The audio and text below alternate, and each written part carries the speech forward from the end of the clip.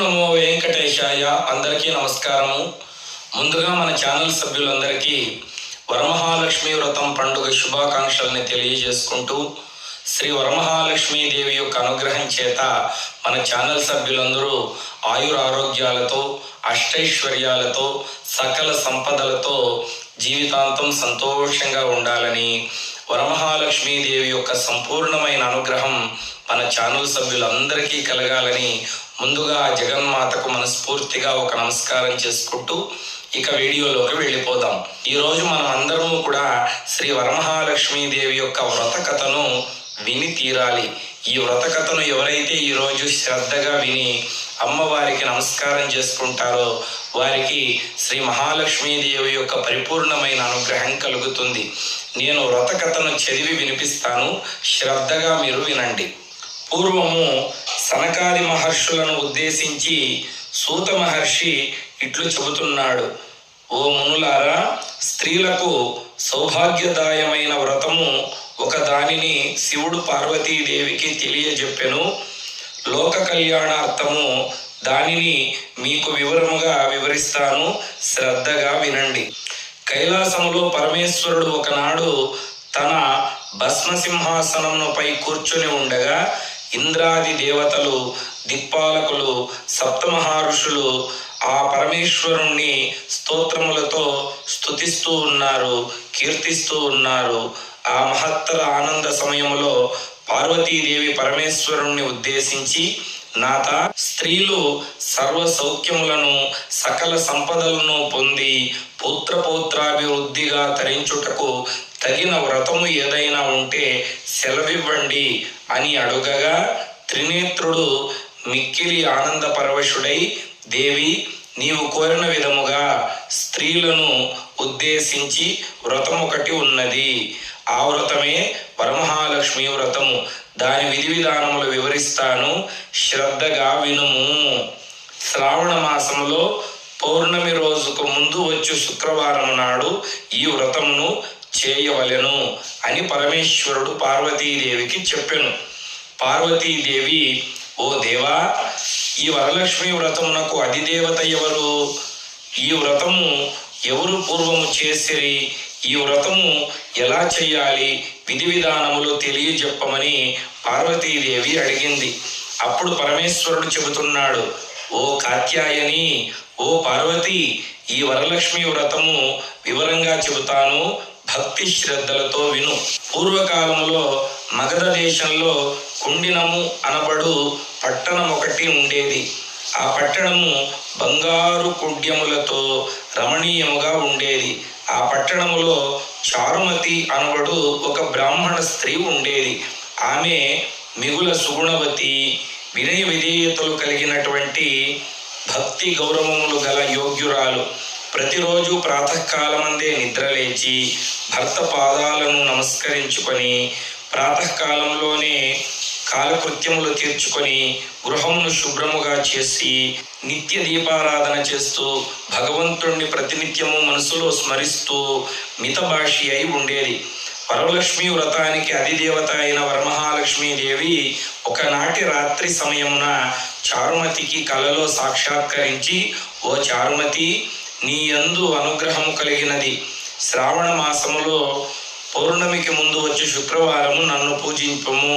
నీవు కోరిన వరాలను నీకు నేను వసగెదనని చెప్పి అదృశ్యమైనది. అంత చారుమతి అత్యంత ఆనందము పొంది, హే జనని, నీ కృపా కటాక్షణములు కలిగిన వారు ధన్యులు, వారు సంపన్నులుగా విద్వాంసులుగా అయ్యదరు. ఓ పావని, నా పూర్వజన్మ సుకృతము వలన నీ పాదదర్శనము నాకు కలిగినది అని పరవశురాలై వరమహాలక్ష్మీదేవిని స్తుతించినది. చారుమతి తక్షణమే నిద్రలో నుండి మేల్కొని, ఓహో, ఇది అంతా కళ అని గుర్తించి ఆ కళను తన భర్తకు, అత్తమామలకు తెలియజేసినది.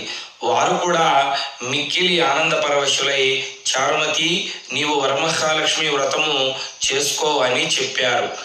ఆ గ్రామంలోని స్త్రీలందరూ చారుమతి కళను విన్నవారై పౌర్ణమికి ముందు రాబోయేటువంటి శ్రావణ శుక్రవారం కోసం ఎదురు చూస్తూ ఉన్నారు. శ్రావణ శుక్రవారం రోజు ఆ గ్రామంలో ఉన్న స్త్రీలందరూ ఉదయాన్నే నిద్రలేచి స్నానములు చేసి చక్కగా పట్టు వస్త్రములు ధరించి పూజా ద్రవ్యములు తీసుకొని చారుమతి గృహానికి చేరుకున్నారు. అటుపిమ్మట చారుమతి ఇంటిలోనే స్త్రీలందరూ సామూహికంగా వరమహాలక్ష్మి వ్రతాన్ని చేసినారు. ఆమె గృహంలో మండపము ఏర్పాటు చేసి ఆ మండపం పైన బియ్యము పోసి పంచపల్లవాలు రావి, జువ్వి, మర్రి, మామిడి, ఉత్తరేణి మొదలగు పంచపల్లవములతో కలశమును ఏర్పాటు చేసి వరమహాలక్ష్మీ దేవిని సంకల్ప విధులతో సర్వమంగళ మంగళ్యే శివే సర్వార్థ సాధికే శరణ్యే త్ర్యంబకే దేవి నారాయణి నమోస్తుతే అని ఆహ్వానించి ఆ కలశములో ప్రతిష్టాపన చేశారు. సాధ్యమైన వారు స్వర్ణ అంటే బంగారం, రజితము అంటే వెండి, తామ్రము అంటే రాగి, లేకపోతే మృణ్మయం అంటే మట్టితో అమ్మవారి యొక్క విగ్రహాన్ని చేసి ఆ విగ్రహానికి షోడశోపచార పూజ చేయవచ్చును. భక్ష్య భోజ్యాలను నివేదించవచ్చును. 9 పోగుల తోరమును చేతికి కట్టుకున్నారు. ఆ స్త్రీలందరూ శ్రద్ధగా వరమహాలక్ష్మీదేవిని పూజించి అమ్మవారి ముందర మొదటి ప్రదక్షిణ చేయగానే కాళ్ళ అందియలు గల్లు గల్లుమని మోగాయి. రెండవ ప్రదక్షిణ చేయగానే హస్తములకు నవరత్న ఖచ్చిత కంకణాలు ధగద్ధగాయమానముగా మెరియసాగాయి. మూడవ ప్రదక్షిణ చేయగానే వారి యొక్క శరీరము పైన బంగారు ఆభరణములు ధగద్ధగాయమానముగా ప్రత్యక్షమయ్యాయి. చారుమతి యొక్క వరలక్ష్మి వ్రతం ఫలితముగా ఇతర స్త్రీలు కూడా ఎంతో ఐశ్వర్యాన్ని పొందారు. వాళ్ళ ఇళ్లలో ధన కనక వస్తు వాహనములు నిండిపోయెను. ఆయా స్త్రీల యొక్క ఇళ్ల నుండి గజ తురగ రథ వాహనములతో వారి పతులు వచ్చి వారి భార్యలను ఇంటికి తీసుకొని వెళ్ళారు. అందరూ ఇళ్లకు వెళ్లే మార్గ మధ్యములో చారుమతీ దేవిని మిక్కిలి పొగుడుతూ ఆమెకు వరమహాలక్ష్మి కలలో సాక్షాత్కరించి అనుగ్రహించగా ఆమె వరలక్ష్మి వ్రతము చేసి మనందరి చేత ఆ వ్రతము చేయించిందని ఎంతో గొప్పగా పొగిడారు. వారందరూ కూడా ప్రతి సంవత్సరము వరమహాలక్ష్మి వ్రతము చేసి సకల సౌభాగ్యములతో సిరి సంపదలను పొందారు, సుఖంగా జీవించారు. తదనంతరము ముక్తిని పొందారు.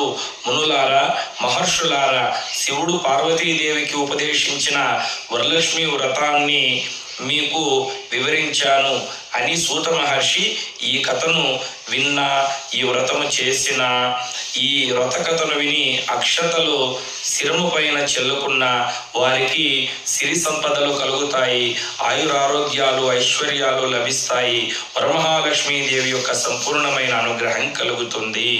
కాబట్టి ఈ వ్రత కథను శ్రద్ధగా విని అక్షతలను తల మీద వేసుకొని వరమహాలక్ష్మీదేవికి నమస్కారం చేసినట్లయితే అమ్మ పరిపూర్ణమైన అనుగ్రహం కలుగుతుందని ఋషులే చెప్పి ఉన్నారు. లోకా సమస్తా సుఖినో భవంతు. స్వస్తి.